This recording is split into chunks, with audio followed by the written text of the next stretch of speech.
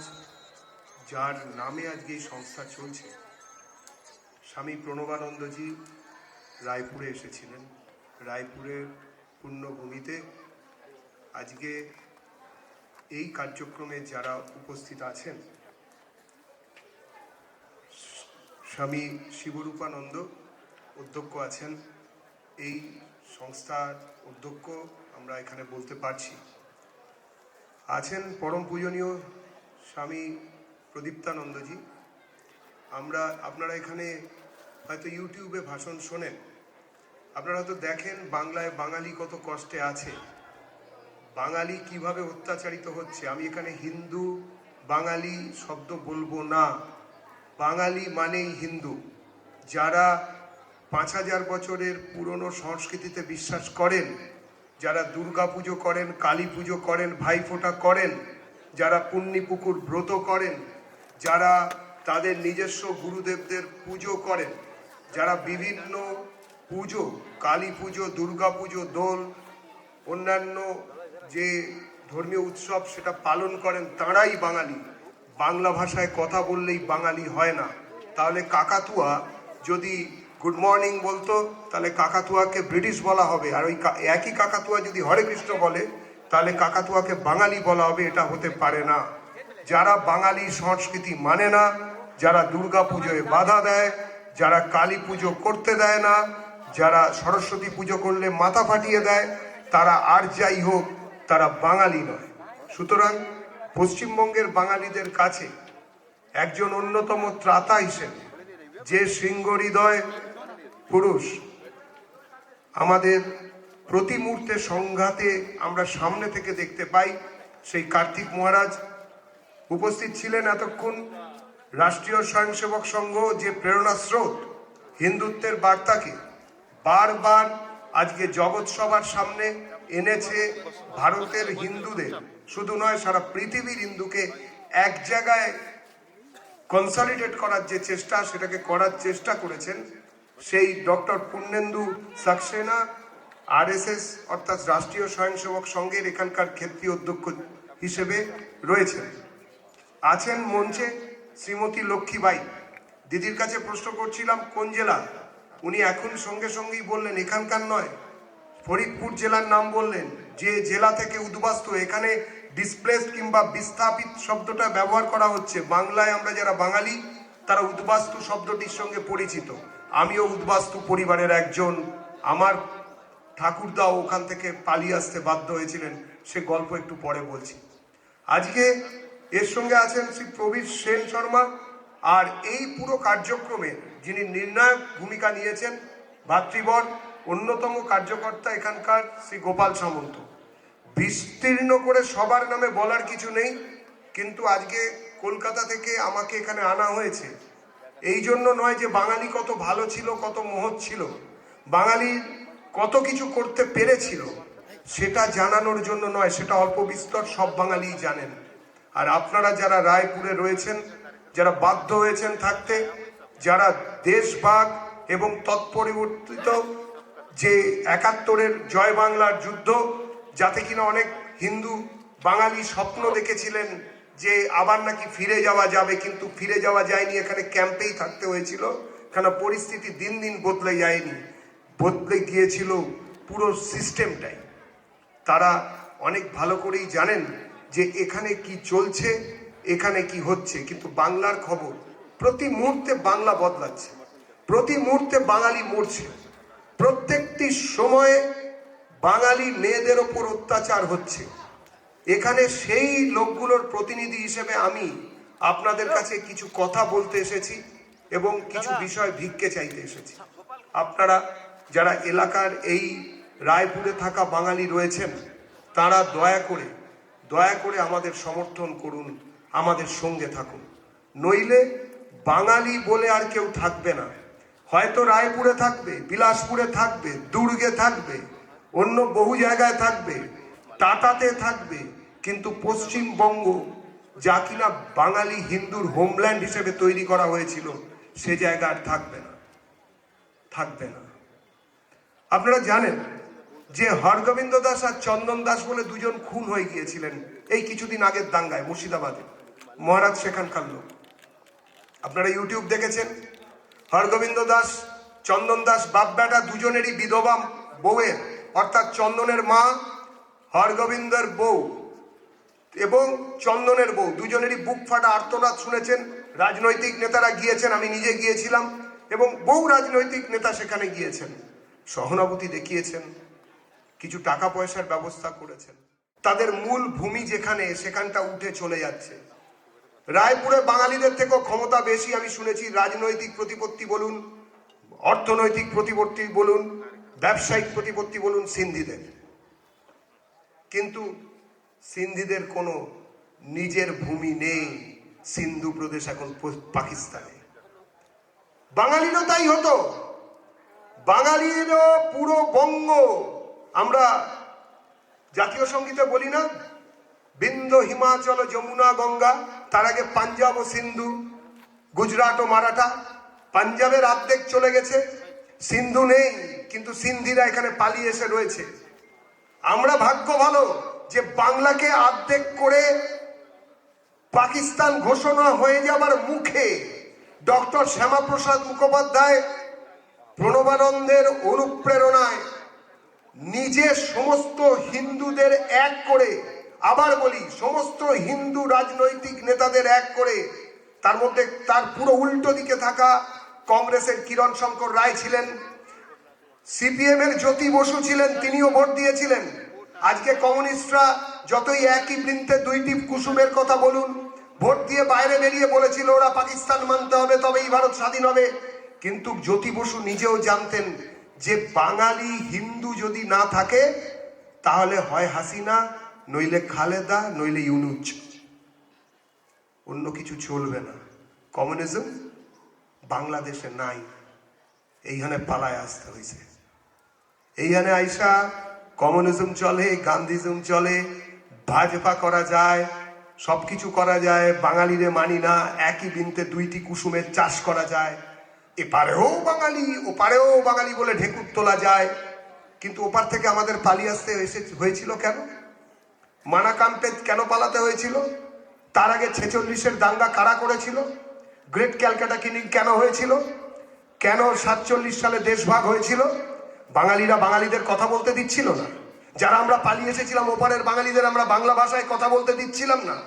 আমরা যারা এখানে 14 বার ঢেকুর তুলি হাসিনার বাপের নামে, ছিলেন তো বিশাল চ্যাম্পিয়ন অফ হিন্দু কিলিং। সরাসরি ওনার একটা বই আছে, বঙ্গবন্ধু নামে, যারা এখানে গলাগলি একদম চোখের জল খসান, চোখ থেকে দরদর করে বঙ্গবন্ধুর নামে জল বেরোয়, তারা ওনার অসমাপ্ত ডায়েরি বলে একটা বই পড়ুন, ওনার আত্মজীবনী। বিজেপির লেখা নয়, সংঘ পরিবারের লেখা নয়, বিশ্ব হিন্দু পরিষদ কিংবা প্রণবানন্দের মঠ বা মিশন থেকে বের করা বই নয়। বাংলাদেশের প্রকাশক, সরকারি প্রকাশকরা বার করেছে ওই বই, কিনে পড়ুন, 120 টাকা মাত্র দাম। এখানে সেখানে পরিষ্কার করে লেখা আছে যে আমরা চাইনি যে পাকিস্তান ভেঙে, এই ভারত ভেঙে বাংলা টুকরো করে পাকিস্তান হোক। আমরা চেয়েছিলাম পুরো বাংলাটাই পাকিস্তান হয়ে যাবে। এবং তারপরে কি হবে? তারপরে আমরা চাইনি যে হিন্দুদের বারবারন্ত থাকুক। যখন কিনা কলকাতা পেলাম না, আমার মনে প্রচন্ড হতাশা আসে যে কলকাতা পাকিস্তানে এলো না। যারা সেই সময় পশ্চিমবঙ্গের পক্ষে ভোট দিয়েছিলেন সবাই ছিলেন হিন্দু, 2 জন খ্রিস্টান, 1 জন অ্যাংলো ইন্ডিয়ান আর 1 জন গোর্খা। মারোয়ারিরাও ছিলেন, মানে সবাই হিন্দু ছিলেন। উল্টো দিকে যারা পাকিস্তানের পক্ষে ভোট দিয়েছিল, মানে পুরো বাংলা পাকিস্তানে চলে যাবে, তারা সবাই মুসলমান ছিল, সবাই মুসলমান ছিল। একজন মুসলমানও ভারত ভাগের বিপক্ষে গিয়ে পশ্চিমবঙ্গ তৈরি হোক সেইটা বলেনি।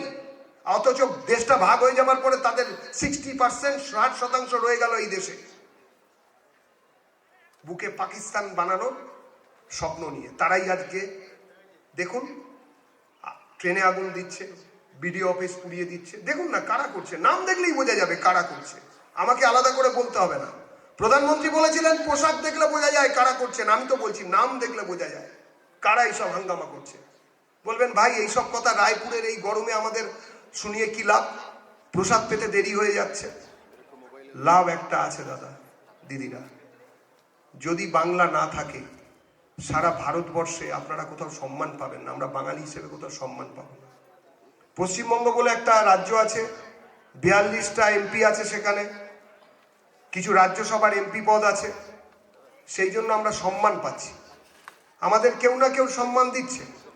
কিন্তু যদি বাংলা পশ্চিমবঙ্গ যদি শেষ হয়ে যায় তাহলে কেউ সম্মান দেবে না। আমি তারপরে বলছি যে যেরকম পরিস্থিতি হয়েছে, কেন পশ্চিমবঙ্গে পালিয়ে আসতে হয়েছিল ওপার বাংলার বাঙালিদের, অন্যদের কথা আমি জানি না।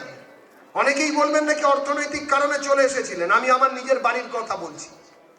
আমার ঠাকুরদা জানকীনাথ সরকার ফরিদপুর থেকে পালিয়ে এসেছিলেন, আমাদের গোপালগঞ্জে বাড়ি ছিল, বান্দাবেড়ি, মাদারীপুর সাব ডিভিশন, আমরা বান্দাবেড়ি আমাদের গ্রাম। যদি কেউ থাকেন এই এলাকার লোক তাহলে তারা জানবেন। দিদি লক্ষ্মীদি আমাদের পাশের গ্রামের, 2-3টে গ্রাম পরের গ্রামের মেয়ে। আমরা পালিয়ে এসেছিলাম 1947 সালের নভেম্বর মাসে। আমি তখন জন্মাইনি, সম্ভবই নয়। আমার বাবার বয়স তখন 6 বছর, আমার কাকার বয়স 3 বছর। পালিয়ে এসে আমরা, আপনারা যেরকম মানা ক্যাম্পে এখানে ছিলেন, সেই সময় আরো খারাপ অবস্থা। মানা ক্যাম্প তৈরির সময় ভারত সরকার জেনে গেছিল কিরকম অবস্থা হতে পারে, উদ্বাস্তুদের জন্য কিরকম ব্যবস্থা করা যায়। 15 একটা কিছু এলাকার জমি, কিছু ব্যবস্থা সেখানে রাখা ছিল, তবুও অস্বস্তি ছিল বাঙালিদের।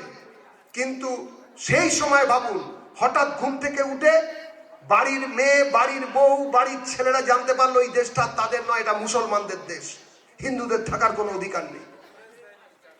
আমাদের বাড়িতে এইরকম একটা পরিস্থিতিতে দাঁড়িয়ে অত্যাচারের বন্যা বয়, এবং আমার পিসি এবং তার মা, মানে আমার ঠাকুমার ঘরের পিসি নন, আমার পিস্তুত পিসি এবং আমার বাবার পিসি, দুজনে they been raped and killed in our own ancestral house, so we are here. বলবেন ভাই পুরনো গল্প বলে কি হবে? পুরনো গল্প বলে একটাই হবে, যে এখানে ওই একই জিনিস তৈরি হচ্ছে, একই জিনিস চলছে।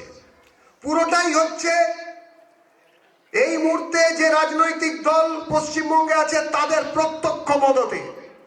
পুরো ঘটনাটাই ঘটছে এই মুহূর্তে যে রাজনৈতিক দল সরাসরি অত্যাচার করছে তাদের মদতে। এইরকম একটা পরিস্থিতিতে দাঁড়িয়ে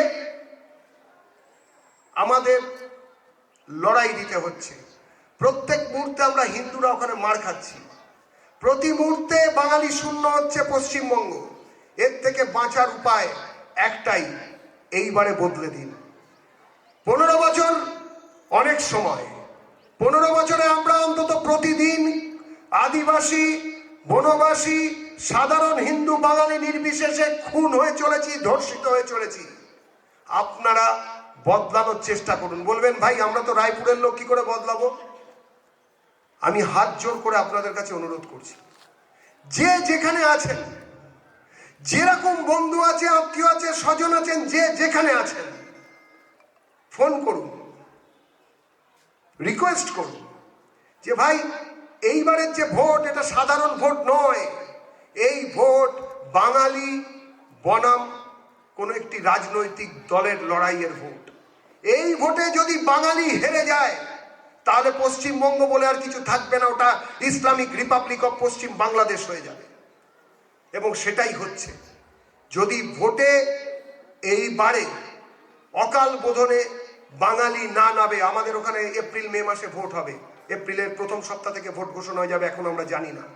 আমাদের ভোট হতে হবে দ্রুত, এবং সেই ভোটে নির্ণায়ক ক্ষমতা হিন্দু বাঙালির থাকতে হবে। যারা হিন্দুর কথা বলবে, হিন্দু বাঙালি যেন তাদেরই ভোট দেয়।